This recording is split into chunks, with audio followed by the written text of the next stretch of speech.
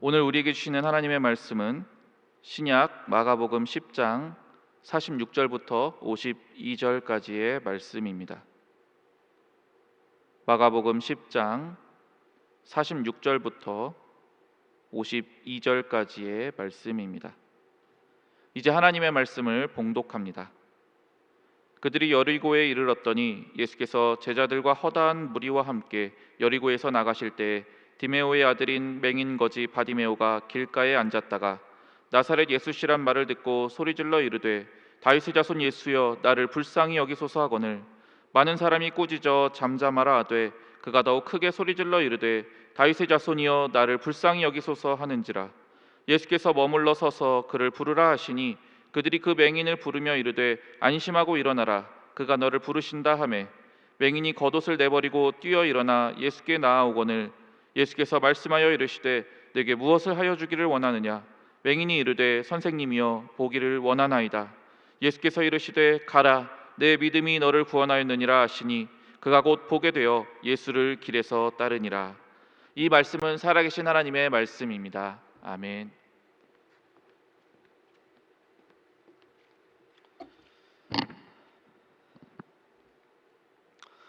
오늘은 루저 외톨이 센 척하는 겁쟁이라는 제목으로 하나님의 말씀 증거하도록 하겠습니다.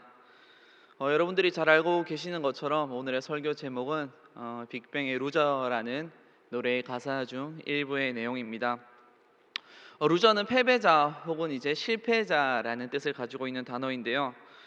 예전에는 이 표현을 그렇게 많이 사용하지 않았던 것 같은데 어느새부터인지 점점 많은 사람들이 사용하게 되었고 지금은 이렇게 노래 가사에서 들을 수 있을 만큼 되게 흔한 이제 표현과 단어가 되었습니다. 이 표현이 도대체 언제부터 이렇게 많이 사용하게 되었을까? 그것들이 너무 궁금해서 찾아보았는데 2009년 11월에 이제 루저의 난이라는 사건이 발생하고 그 이후로 이 루저라는 표현이 되게 많이 사용했다라는 것을 발견할 수 있었습니다. 루저의 난이라는 사건은 이제 KBS에서 미녀들의 수다라는 프로그램이 있었는데요. 이제 그 토크쇼 중에 홍익대학교에 재학 중이던 이제 한 여성분께서 키 작은 남자는 루저라고 생각합니다. 깔창 빼고 최소한 180은 돼야 합니다라는 이야기를 하셨는데요. 깔창을 아무리 깔아도 180이 되지 않았던 저는 하룻밤 사이에 루저가 되어 있었습니다. 반올림 하면 180이 되는 것도 아니고 그냥 올림을 해야 하는 약간 아슬아슬한 아니고 완전한 루저였기 때문에 저는 그때부터 약간 키에 대한 트라우마가 생기기 시작했습니다. 평생을 살면서 제 키에 불안했던 적도 없었고 그래 나름 이 정도면 만족하고 살아가야지 하는 생각을 가지고 있었는데 되게 아이러니하게 이 루저라는 표현 하나에 저는 키높이 깔창도 한번 처음으로 사봤고요. 세상에 지나가는 저보다 키 큰 모든 남자들이 되게 미워지기 시작했습니다. 저는 한 번도 제가 꿔보지 못했던 절벽에서 떨어지는 꿈 주님 한 번만 꿀 수 있게 하여 주시옵소서 이렇게 기도까지 했었습니다. 그런데 지금은 이제 이 루저라는 표현이 키 작은 사람을 넘어서서 되게 여러한 범위, 넓은 범위에서 사용되고 있습니다. 흔히가 우리 지잡대를 나오면은 루저라고 이야기하고요. 자격증을 떨어지면 루저라고 이야기하고요. 좋은 직장에 들어가지 못하면 루저, 부모의 재산이 많지 않으면 루저, 집이 없고 외제차를 끌지 못하면 루저. 이것처럼 성공과 실패의 기준을 나누고 그것들로 인하여서 사람들을 판단하고 그것에 부합하지 못한 사람들을 우리는 루저라고 부르고 또는 우리는 루저라고 그렇게 불림을 당하면서 살아가고 있습니다. 그런데 오늘 본문에서는 루저 중에서도 루저, 베스트 오브 루저가 등장합니다. 바로 바디메오라는 사람인데요. 우리는 바디메오라는 이 이름만 들어도 이 사람이 얼마나 루저인지 알 수 있습니다. 바디메오라는 이름의 뜻은 디메오의 아들이라는 뜻입니다. 그렇다면 우리가 이 사람의 아버지가 디메오라는 것은 알 수 있는데요. 그렇다면 이 사람의 진짜 이름은 과연 무엇일까요? 예수님께서도 베드로를 부르실 때에 바요나 시모나, 즉 요나의 아들 시모나라고 부르셨는데 이 당시의 근동 문화에서는 아버지의 이름을 앞에 부르는 것은 매우 흔한 일이었습니다. 하지만 아버지의 이름을 앞에 부른다 하더라도 뒤에는 꼭 그 본인의 이름을 불러주었습니다. 조금 전에 말씀드렸던 바요나 시모나 같이요. 그런데 오늘의 본문에서는 디메오의 아들 바디메오라고 부르고 있습니다. 이것을 보았을 때 우리가 알 수 있는 것은 이 바디메오라는 사람은 이름이 없었다라는 것을 알 수 있습니다. 아니, 이름이 없는 사람이 도대체 어디 있습니까? 태어나자마자 생기는 것이 바로 이름인데, 아니, 태어나기 전에 부모가 어떠한 소망을 가지고 너는 이러한 삶을 살았으면 좋겠다라고 생각해서 지어주는 것이 이름인데, 바디메오는 이런 흔한 이름조차 없는 사람이었습니다. 그렇다는 것은 이 사람은 존재의 의미도 없었고요, 이 사람은 가족도 없었고 부모조차도 포기한 사람이었다는 것입니다. 그는 평생 혼자 살았을 것입니다. 그를 챙겨주는 가족 한 사람도 없었을 것입니다. 밥은 늘 혼자 먹었을 것이고요, 그가 아파서 힘들 때 그 옆에서 그를 부축해주는 한 사람도 없었을 것입니다. 그의 삶은 외로웠을 것이며 그의 삶은 철저한 외톨이였을 것입니다. 하지만 그뿐만이 아니었습니다. 그는 능력도 없었습니다. 건강한 신체도 없었고 아무것도 보지 못하는 그저 맹인이었습니다. 그의 인생은 어두움 그 자체였습니다. 그는 글을 읽지 못했을 것이고 기술도 없었을 것입니다. 부모도 없고 챙겨주는 사람도 없는데 과연 누가 그에게 학문을 가르치고 그에게 기술을 가르쳤겠습니까? 그는 볼 수도 없었고 할 줄 아는 것도 아무것도 없는 무력한 인간이었습니다. 그는 지나가는 사람들에게 하루하루를 구걸하는 그저 거지였습니다. 구걸에 실패하면 그날은 배를 쪼그리고 그저 굶으면서 잠을 청했을 것이고, 날이 추운 날에는 겉옷을 뒤집은 상태로 몸을 꽁꽁 추린 상태로 그렇게 추위를 이겨냈을 것입니다. 그런데 과연 이 바디메오가 처음부터 이렇게 구걸을 했을까요? 오늘의 본문에서 이것들을 알 수는 없지만 아마 아니었을 것입니다. 그도 되게 치열하게 아마 살았을 것입니다. 그도 아마 잘 살고 싶었을 것이에요. 그러니까 잘 살고 싶지 않은 사람이 어디 있겠습니까? 그도 분명 맹인이었지만 내가 한번 열심히 살아봐야겠다, 이 힘든 시대 속에서 내가 한번 잘 살아봐야겠다, 아마 이렇게 몸보동 치지는 않았을까요? 그는 무엇인가를 배워보려고 아마 노력했을 것입니다. 그는 그리고 자신을 도와줄 사람을 되게 찾으려고 노력했을 것입니다. 이것도 해보고 저것도 해보고 사람을 만나보려고 노력하고 또 다른 사람에게 말도 걸어보았지만 반복된 실패가 그를 아마 절망으로 이끌었을 것입니다. 내가 할 수 있는 것이 아무것도 없구나, 나를 사랑해주는 사람도 아무도 없구나, 그런 절망스러운 상황은 그저 그 고개를 땅에 쳐박고 남들의 동정에 의지하여서 하루하루 살아가는 거지로 만들었을 것입니다. 아마 제 설교를 듣거나 저와 이제 대화해 보신 분들은 제가 어디에서 왔는지 되게 쉽게 알아차릴 수 있을 것입니다. 저는 예상하시는 대로 경상도에 있는 울산에서 이제 태어났고 평생을 이제 그곳에서 자랐는데요. 그 땅에서 되게 긴 시간을 살다가 이제 신학대학원을 재학하기 위해서 본토 친척 아비의 집을 떠나서 가나안 땅인 그 서울로 올라왔습니다. 대학원을 준비할 때는 이제 정서적으로 여유가 없었기 때문에 그런 생각이 들지 않았는데, 이제 대학원을 합격하니까 이제 외로움이라는 감정이 저에게 생기더라고요.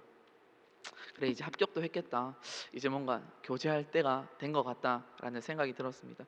그런데 제가 이제 뭐 연고지가 서울에 있는 것도 아니고 아는 사람이 많은 것도 아니고 이 이성을 어디서 만나겠습니까? 그래서 이제 살면서 소개팅이라는 것을 한번 해봐야겠다라고 다짐하며 이제 동기들의 인맥을 이용하기 시작했습니다. 동기들의 핸드폰을 뺏어서 카톡 목록을 뒤져보고 제 마음에 드는 리스트를 이제 쫙 하기 시작했고요. 또 이제 동기들의 결혼식장을 다니면서 야, 저 자매님이 너무 괜찮으신데 이렇게 소개팅을 주선했는데 제 마음에 드는 분과 이제 소개팅을 매칭하는 게 참 쉽지 않은 일이더라고요. 근데 가끔씩 이제 그래서 뭐 이렇게 매칭이 되면은 들려오는 대답이 뭐였냐면 저에게 사역자는 조금은 부담스러워요 라는 대답을 되게 많이 들었어요. 그러면 제 속마음이 that's okay, 이건 괜찮아, 그래 사모의 자리가 쉽지 않지, 그래 이해합니다.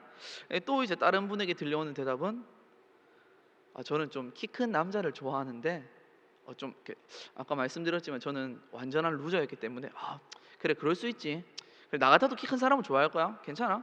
근데 또 이제 다른 사람은 저는 덩치가 좀 큰 사람을 되게 좋아합니다. 그래 뭐 그럴 수 있지, 나는 뭐 덩치 작은 사람 좋아하는 사람도 있겠지, 괜찮아. 이제 또 다른 사람은 저는 좀 제 스타일이 아니신 것 같아요. 그럴 수 있습니다. 내 스타일 아닐 수도 있지. 당신도 내 스타일이 아니었으니까. 이렇게 자기 정신 승리를 하면서 이렇게 찾아가는데, 또 어떤 분께서는 저한테 이런 말씀까지 하시더라고요. 옛날에 저를 가르쳤던 선생님 같아서 싫어요, 이런 대답까지 들었는데, 뭐 처음에는 이러한 모든 반응들이 괜찮았습니다. 사람도 많고 넓고 다양한 생각들을 가지고 있으니까 괜찮지, 그럴 수 있지. 하지만 그 거절의 숫자가 늘어나면 늘어질수록 정말 저는 내가 진짜 그렇게 심하게 못생겼나?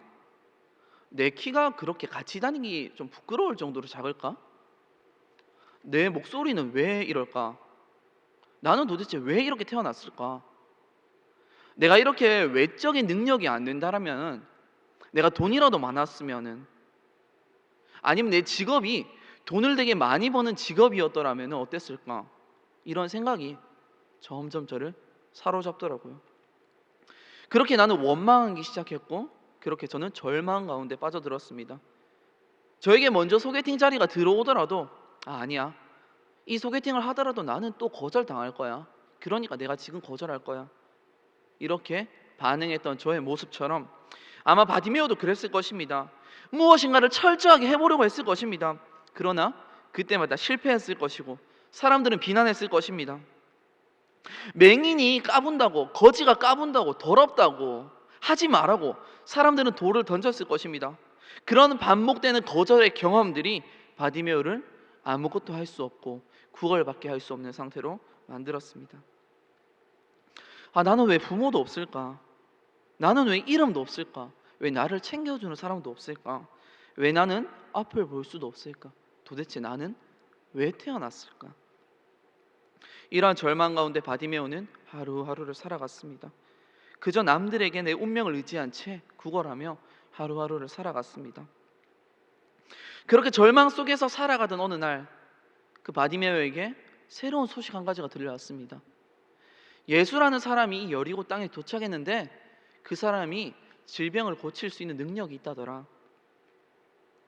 바디메오는 그 예수라는 사람에게 가고 싶었습니다. 어떻게 하면 내가 그 예수라는 사람에게 나아갈 수 있을까? 아무리 생각을 해보았지만 그의 능력으로는 예수에게 나갈 수가 없었습니다. 그 당시 예수는 매우 인기 있는 사람이었기 때문에 수많은 사람들이 예수를 둘러싸고 있었습니다. 그 많은 인파를 뚫고 그곳으로 가는 것은 무리였습니다. 그 많은 무리를 뚫고 그곳을 지나간다 하더라도 그는 맞아 죽을 수가 있었습니다. 왜냐하면 그는 더러운 사람이었기 때문이었고, 그는 정결하지 못한 사람이었기 때문이었고, 그는 거지였기 때문이었습니다. 그런데 거지라는 것보다 더 큰 문제는 맹인이었다라는 사실입니다. 그는 예수가 어떻게 생긴지 알지 못했습니다.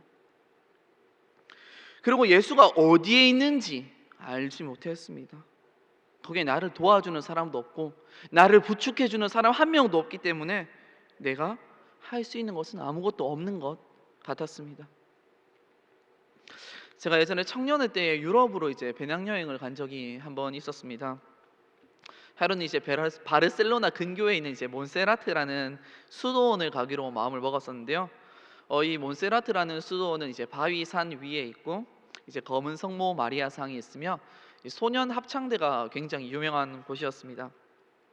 저는 이제 항상 여행을 다닐 때 혹시 모르는 상황을 대비하기 위해서 여권과 여권 사본을 분리해 넣었고, 또한 현금도 절반씩, 그다음 카드도 항상 절반씩 이렇게 분리해 놓는 습관을 가지고 있었는데요.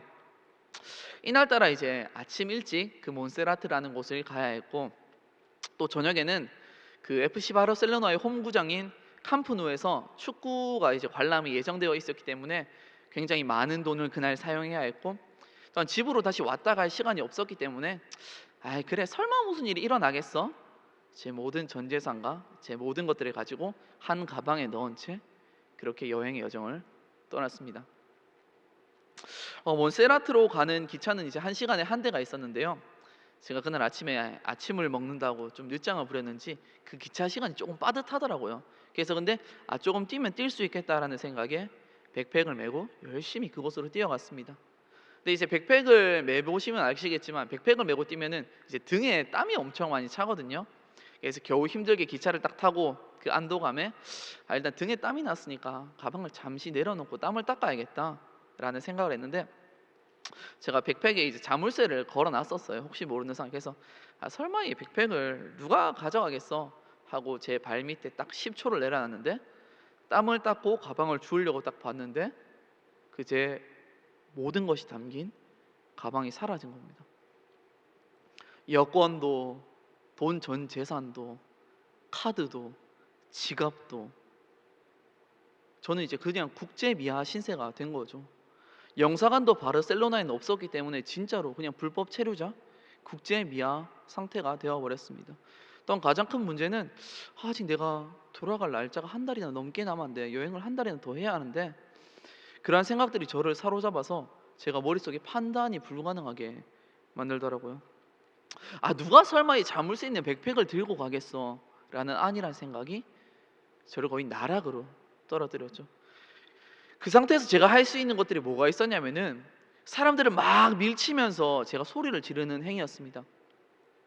제가 스페인어를 하지 못했기 때문에 가방이라는 단어를 계속해서 외치면서 사람들을 막 밀치기 시작했고, 밀고 막 싸우고 이랬는데, 그럼에도 가방이 나타나지가 않더라고요.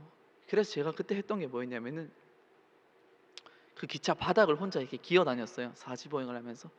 혹시나 가방이 사람들의 발에 치여서 어디에 떠다니고 있지는 않을까, 이 바닥을 기어 다니다 보면은 내 가방을 찾을 수 있지는 않을까, 그렇게 생각해서 막 바닥을 기어 다녔습니다. 그런데 그 밀침을 당했던 사람들이 저에게 막 욕을 하기 시작했고요. 화가 나서. 그 사람들은 제가 그 기어 다니는 모습이 되게 웃겼는지 그 모습을 보고 웃기 시작했고, 또 그 모습을 핸드폰으로 찍기 시작했습니다. 그 모습이 되게 치욕스럽고 되게 하기 싫었는데, 제가 할 수 있는 것이 그거밖에 없더라고요.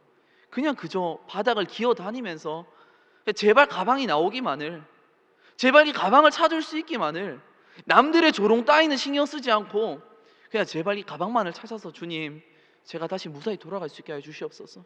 그 기도밖에 나오지 않더라고요.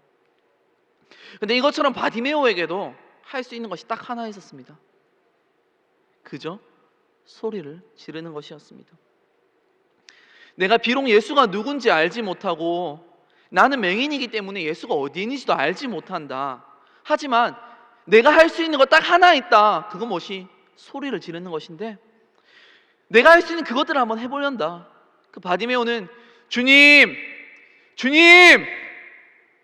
이렇게 부르짖기 시작했습니다. 하지만 그 소리를 지르는 행위조차도 그는 마음껏 할 수 없었습니다. 주변 사람들은 그 소리를 싫어했고, 어디 실패한 인생이, 어디 거지가, 어디 루저가 소리를 지르냐며 시끄럽게 하냐며 그를 꼬집고 그를 욕하고, 심지어는 돌을 던지고 아마 폭력을 사용하는 사람도 있었을 것입니다. 하지만 바디메오는 거기서 포기하지 않았습니다. 남들이 보기에 웃더라도, 남들이 보기에 조롱하더라도 내가 할 수 있는 것들을 하련다. 내가 할 수 있는 것이 주님의 이름을 부르는 것밖에 없다. 그렇게 더 큰 소리로 주님! 이렇게 외쳤을 때 주님께서 응답하셨습니다. 그리고 후반부에 있는 말씀처럼 예수님께서는 바디메오의 눈을 뜨는 기적을 허락해 주셨습니다. 비록 눈을 떴다고는 하지만 바디메오의 상황은 정작 바뀌지 않았습니다. 그는 여전히 거지였고요. 그는 여전히 가족이 없었고요. 그는 여전히 이름이 없었고요. 능력이 없었고 사회적인 지위도 없는 사람이었습니다. 시력을 이제 찾았기에 그는 까막눈이었고요. 어떤 기술이 있어서 돈을 벌 수 있는 것도 아니었습니다. 맹인 거지에서 그저 거지가 된 것뿐이었습니다. 그러나 과거와는 다르게 그는 자발적으로 예수를 따랐습니다. 그의 행동에 이제 주변의 시선, 주변의 상처들은 남아있지 않았습니다. 다른 사람들은 내가 가진 것들, 나의 외모, 나의 능력, 나의 직장, 나의 배경, 이것들을 토대로 나를 판단하고 나를 인정하였는데, 예수 그리스도 이분만이 나를 있는 그대로 이해해 주셨구나. 사람들은 나를 더럽다고 하고 나를 경멸하고 나를 피하기에 바빴는데, 이런 나를 이해해 주시고 이런 나를 불러주시고 그 주님의 사랑으로 말미암아 다른 어떤 사람들의 시선에 신경 쓰지 아니하고 과거의 상처를 회복하여서 자발적으로 예수를 따를 수 있게 된 것입니다. 바울도 그것을 너무나도 잘 알고 있었습니다. 그렇기에 빌립보서 3장 5절과 6절의 말씀에서 이렇게 이야기하고 있습니다. 빌립보서 3장 5절과 6절의 말씀입니다. 나는 8일 만에 할례를 받고 이스라엘 족속이요 베냐민 지파요 히브리인 중에 히브리인이요 율법으로는 바리새인이요 열심히는 교회를 박해하고 율법의 의로는 흠이 없는 자라. 남들이 원하는 것들, 남들이 우러러보는 것들 바울은 다 가진 사람이었습니다. 집안도 뼈대 있는 집안이었고요, 매우 훌륭한 집안이었어요. 거기에다가 사도행전 23장의 말씀을 보면 그는 로마 시민권도 가지고 있었고 가말리엘이라는 사람의 문화에서 공부하는 학생이었습니다. 집안도 양반 출신에 본인의 가진 능력도 뛰어났습니다. 공부 잘했어요. 학벌 좋았어요. 능력 좋았어요. 누구라도 바울의 인생을 보면 부러워했고요. 나도 바울처럼 살아가고 싶다. 나도 저런 인생을 살았으면. 부족할 것 하나 없는 부러움의 승리자, 성공하는 인생의 모범이었습니다. 그러나 그런 바울이 빌립보서 바로 3장의 5절, 6절 다음에 있는 7절과 8절에서 이렇게 이야기하고 있습니다. 빌립보서 3장 7절과 8절 말씀입니다. 그러나 무엇이든지 내게 유익하던 것을 내가 그리스도를 위하여 다 해로 여길 뿐더러 또한 모든 것을 해로 여김은 내 주 그리스도 예수를 아는 지식이 가장 고상하기 때문이라. 내가 그를 위하여 모든 것을 잃어버리고 배설물로 여김은 그리스도를 얻고. 세상 사람들이 원하는 모든 것 내가 다 가져봤습니다. 로마 시민권 가져봤어요. 좋은 학벌 가져봤어요. 좋은 집안 가져봤어요. 흔히 사람들이 말하는 금수저 물고 나 태어났습니다. 그래서 남들이 나를 다 우러보는 것 같고 남들이 나를 다 존경하는 것 같았어요. 남들이 나를 판단하는 것이 좋았고 남들이 나를 인정해 주는 것이 좋았습니다. 그러나 하나님만이 나를 있는 그대로 이해해 주시는구나. 하나님만을 내 모습 그대로 이해해 주시고 사랑해 주시는구나. 내가 나를 보면 형편없는 것 같고 쓰레기 같은 인생이고 죄인 중에 괴수 같은 인생을 살아가는데 이런 나를 하나님께서 불러주시고 이런 나를 찾아주시고 이런 나를 만나서 사랑해 주신다라고 이야기하시는구나. 이런 나를 사랑해 주시고 이런 나를 이해해 주신다. 그 예수님의 사랑을 맛보니까 다른 어떤 것보다 예수님의 사랑이 가장 귀하구나. 예수님을 아는 것이 가장 귀하구나. 그 모든 것들이 배설물, 찌꺼기밖에 되지 않구나 라고 바울은 고백했던 것입니다. 사랑하는 안산제일의 모든 청년 여러분, 우리의 삶이 바디메오의 삶과 참 많이 닮아 있지는 않습니까? 세상이 계속해서 우리에게 증명을 요구합니다. 증명하라고 소리칩니다. 학교가 어디인지, 직장이 어디인지, 연봉은 얼마인지, 우리가 가진 것이 무엇인지 계속해서 요구하라고, 증명하라고 합니다. 그러고는 우리를 향해서 야 너희는 실패했어, 너희는 패배자야, 우리를 조롱하며 너희는 루저라고 우리에게 이야기합니다. 그러나 우리도 잘 살고 싶고 우리도 성공하고 싶고 우리도 되게 존중받고 싶고 그렇게 열심히 살아보려고 하는데 우리가 하는 것마다 실패하고 우리 옆에 있는 사람들은 저렇게 잘 살아가는 것 같은데 왜 내 인생만 이럴까? 왜 내 집만 이럴까? 도대체 나는 왜 살아 있을까? 나의 존재는 무엇일까? 이런 절망 중에 있지는 않습니까? 세상은 이러한 실패한 삶, 흔히 루저의 삶에 관심이 없지만 하나님께서는 바디메오와 같은 그런 루저의 삶 가운데 우리에게 직접 찾아오십니다. 세상이 보기에는 형편없는 인생이고 실패자 같은 루저와 같은 인생이지만 하나님이 그런 우리에게 찾아오셔서 너를 사랑한다, 너를 이해한다, 내가 너를 안다 라고 말씀하여 주십니다. 내가 나를 아무리 생각해도 나는 사랑받을 자격 없는 사람인 것 같고 내 마음속에 악밖에 없는 부족한 존재인 것 같은데 그런 하나님이 나를 사랑해 주십니다. 우리의 상황, 우리의 환경, 우리의 모든 것을 떠나서 그냥 하나님께서 우리를 사랑해 주시는 그것입니다. 바로. 그래서 우리는 그 하나님의 사랑으로 말미암아 오늘 우리는 주님 앞에 나아갈 수 있는 것입니다. 절망 가운데 있는 상황일지라도 주님이 우리를 사랑하신다는 그 약속으로 말미암아 오늘도 우리가 다시 일어날 수 있는 것입니다. 결코 너희를 버리지 않겠다, 결코 너희를 싫어하지 않겠다, 그 하나님의 신실하신 약속으로 말미암아 오늘도 비록 실패자 같은 인생이지만 우리가 다시 일어나서 주님 앞에 나아갈 수 있다는 것입니다.